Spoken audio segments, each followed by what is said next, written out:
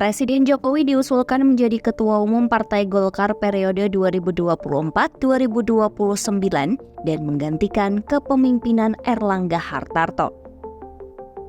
Hal ini diusulkan oleh sejumlah kader Golkar yang menilai Jokowi telah menjadi bagian dari Golkar sebab pernah memimpin asosiasi pengusaha di bawah Partai Golkar pada masa Orde Baru. Namun, usulan ini tak serta-merta mendapat sambutan positif dari sejumlah kader daerah. Sebab mereka ingin agar Erlangga kembali melanjutkan kepemimpinannya di Golkar. Usulan menjadikan Jokowi sebagai Ketua Umum Golkar berikutnya, salah satunya disampaikan anggota Dewan Pakar Partai Golkar Ridwan Hisyam.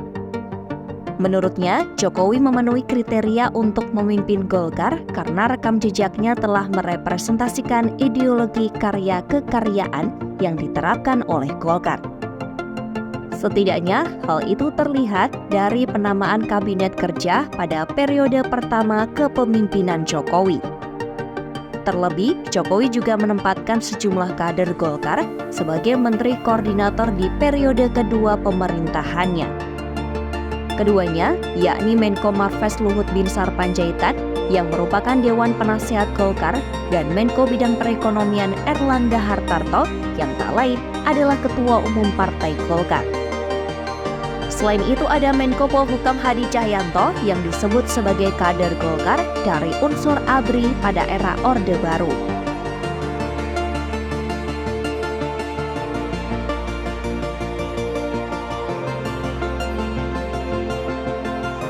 Ia menyadari bahwa usulan ini rentan berseberangan dengan ADART Partai Golkar. ADART Golkar mengatur syarat menjadi ketua umum diantaranya menjadi pengurus Golkar tingkat pusat atau organisasi pendiri atau yang didirikan Golkar setidaknya 1 periode dan didukung minimal 30% pemilik suara. Meski demikian, Ridwan menilai ADART tak bisa dilihat secara tekstual semata, namun juga harus diinterpretasikan sesuai dengan sejarah Golkar secara komprehensif. Golkar dinilai bukan sekedar partai politik yang dideklarasikan pada 1999, namun juga organisasi yang dideklarasikan 1971 dan sekretariat bersama yang dibentuk pada 1964. Dengan begitu, sejumlah orang yang pernah jadi bagian dari Golkar dalam setiap periode itu bisa dianggap sebagai kader Golkar. Sementara itu, di tengah dorongan menjadikan Jokowi sebagai Ketua Umum Partai Golkar, sejumlah pengurus Dewan Pimpinan Daerah Golkar menginginkan supaya Erlangga tetap memimpin partai. Bahkan, dukungan itu telah disampaikan sejumlah pemimpin DPD Golkar dalam pertemuan pengurus DPD Golkar se-Indonesia di Nusa Dua Bali pada Jumat 15 Maret 2024. Pengurus DPD yang hadir dalam pertemuan di Bali pada pekan lalu telah mendeklarasikan dukungan secara aklamasi kepada Erlangga. Ketua DPD Golkar Bali, Inyoman Sugawa Kori menyampaikan isi surat dukungan tersebut diantaranya memohon, mengusulkan, dan memilih Erlangga untuk menjadi Ketua Umum Golkar periode 2024-2029.